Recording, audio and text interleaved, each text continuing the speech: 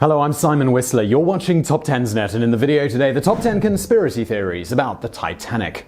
In April of 1912, the RMS Titanic set sail on its way to New York City, and it was one of the biggest ocean liners of its time. It hit an iceberg, and unfortunately there were only 20 lifeboats on its maiden voyage, which was not enough to save everyone on board. More than 1,500 people died, and the survivors witnessed the boat sink. More than 100 years later, people are still fascinated by the tragedy, and it inspired what is now considered to be one of the most tragic romance movies of all time. Just like any major tragedy around the world, people began to speculate that there may be more to the story. Some secret reasons why the ship sank, as if a massive iceberg was not enough.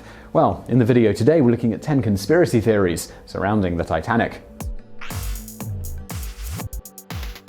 Number 10. Closed watertight doors. When the White Star Line created the Titanic and its sister ships, the Britannic and Olympic, they were all designed by shipbuilders Harland and Wolff from Belfast. In their designs, the ships were created so that 16 watertight compartments could flood with ocean water and still remain afloat.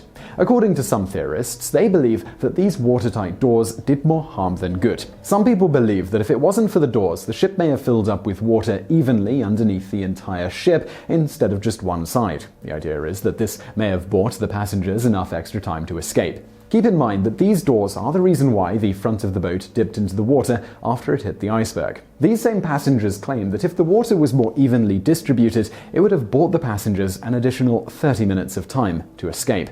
However, the Discovery Channel tested this theory with a simulation in a documentary in 1998 called Titanic: Secrets Revealed. They concluded that if it wasn't for the watertight doors, the ship would have sunk much sooner. Historian Park Stevenson explains that in a wooden boat, evenly distributing the water would make sense, but since the Titanic was a steel ship, the watertight doors did, in fact, keep it afloat for at least 30 minutes longer than it would have otherwise. Number 9. Fire in a coal bunker. Some theorists believe that a fire was burning near the hull of the Titanic for as long as 3 weeks before its maiden voyage. A documentary on Channel 4 in the United Kingdom called Titanic: The New Evidence digs into the theory that the boat sank because of fire rather than ice. The fire would have weakened the steel of the ship and made it easy for an iceberg to tear through the side. This theory comes from photographs of the ship before it set sail, where black marks can be seen. Some people theorize that this is a burn mark of a fire that would have been invisible to the passengers. This theory originated from an article in the New York Tribune which claims that the fire began while the boat was docked in Southampton, England. However, just after the boat sank, people were going wild with their own conspiracy theories. While the documentary uses evidence that has been around for years, there really hasn't been any new discovery that supports this theory. It's entirely possible, but most would agree that regardless of whether the fire was going or not, the iceberg would have still done its damage. Number 8. Expansion joints theory. This is yet another theory that tries to put the blame on the designers of the Titanic. There were expansion joints at the bottom of the ship, which some theorists believe would have broken the Titanic during any rough storms. Indeed, they believe that it wouldn't have taken something as massive as an iceberg to take it down. A researcher for the History Channel named Rushmore Denua believes that the bottom of the ship did not flood at all, and that the snapping expansion joints are what caused the boat to break apart. The only evidence that Annoy has about this idea is that one of the White Star liners that was built later, the HMHS Britannic, had more expansion joints installed as a safety precaution. However, considering just how many boats belonging to the White Star Line were destroyed, it would have been even more shocking if they didn't make any improvements to the designs. To top it all off, the Britannic sank as well in 1914. Number 7. Underwater UFO. If you thought you were going to get through a conspiracy list without hearing about aliens, think again. According to a tabloid called Weekly World News, they have so-called evidence that a UFO shot lasers at the Titanic. A scientist named Dr. Joseph Hostetler claims that they discovered 3 large holes underneath the ship, which they conclude could only have come from an attack by an underwater alien spacecraft. They also claim that nearby ships lost radio contact with the Titanic, which is why more rescue boats were not able to show up and rescue the survivors. Of course, there is very little evidence to back up this theory, but as with most alien theories, it all comes down to what you believe exists and what you don't. Number 6. Time travelers sank the Titanic. Yet another supernatural theory claims that time travelers sank the Titanic.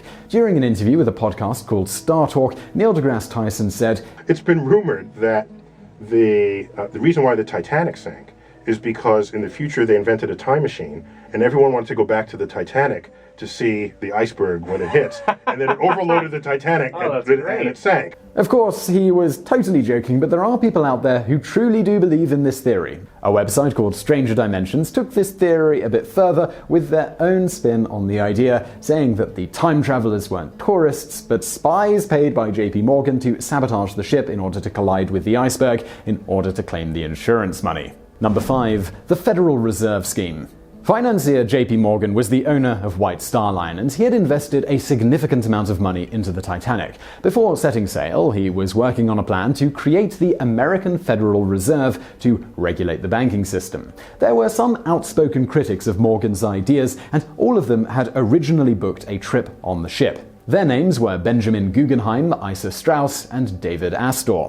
Morgan and some of his closest friends cancelled their trip on the Titanic at the last minute and survived. His opponents were all on board the Titanic and perished during the sinking of the ship. The Federal Reserve was created the very next year in 1913. Now, all of that is true, but is it a coincidence or is it something much darker? There is indeed so much more to this theory that it could be its own video in itself. It involves the Rothschild family and even the Illuminati. However, if we sum everything up, the idea is that evil bankers wanted control over the US economy so badly that they were willing to stage a wreck, killing more than 1,000 people in order to take out a handful of men. If that is true, many members of the crew, including the captain, would have had to be involved. They would have to have been okay with the plan and willing to give their lives towards the cause. Number 4. Attacked by a German U-boat. In 1915, just 3 years after the sinking of the Titanic, the RMS Lusitania was attacked by a German submarine and it sank. Considering that both boats were made by the same company, they were comparable sizes and built with similar materials, conspiracy theorists have argued that the Titanic may have been hit by a German submarine as well. A conspiracy theorist named Dr. Franklin Rule talked about this idea on a TV series called Mysteries from Beyond the Other Dominion, and he later talked about it for the Huffington Post. Apparently, survivors heard sounds of explosions on the ship. There were also lights from a ship seen in the distance, which survivors attributed to a ship called the Californian. However, as Dr. Rule claims, the Californian saw lights in the distance as well. This has led to the theory that a third ship, in this case a German U-boat, would have been there and slipped underneath the water, never to be seen again. However, World War I did not begin until 1914. The Titanic sank in 1912, so there would be no reason for Germany to attack the ship at that time. In his article, the only sources Dr. Rule links to for this theory are his own videos, as well as psychic premonitions that people had before the crash. Number 3. The Curse of the Pharaoh. In 1889, the British Museum acquired an Egyptian artifact known as the Unlucky Mummy. This is due to the fact that its previous owners had some serious bad luck. While this is all true, the conspiracy begins when some believe that the new owner of the mummy was trying to board the Titanic in 1912. Conspiracy theorists believe that the same curse that brought misfortune to all of the other owners of this mummy is to blame for the Titanic sinking. Of course, this theory has several holes in it. For one, you would have to believe in the mummy's curse. Secondly, there is no evidence that shows that the mummy was actually on board the ship. And if it truly was on the ship, the likelihood that someone would have prioritized an artifact to take up space on a lifeboat in place of other human beings is also pretty ridiculous. And how do we know it would have to be on a lifeboat? Well, that's because the mummy is today on display at the British Museum. Number 2. The No Pope Curse. A publication from 1987 claims that on the hull of the Titanic there were the numbers 390904. When seen in a mirror, the numbers appear to be the word No Pope. The construction of White Star Line ships was completed in Belfast. As the story goes, many of the shipyard workers were Catholic, and they saw this as a bad omen that God would not be protecting this ship, and it was truly doomed to sink. Snopes investigated this story and discovered that the number on the Titanic's hull was actually 131428. Not only is the number wrong though, but the vast majority of shipyard workers were actually Protestant, not Catholic. And even if the story had been true, one would still have to believe in the supernatural for this conspiracy theory to hold any weight. Number 1. The Olympic insurance claim. The oldest and most well-known and widespread conspiracy theory about the Titanic is that the White Star Line switched out the Titanic for its sister ship, the Olympic. The RMS Olympic was the first of the massive ocean liners, but unfortunately it collided with another ship and became very damaged. Edward Smith, the captain of the Olympic, was to blame for the accident,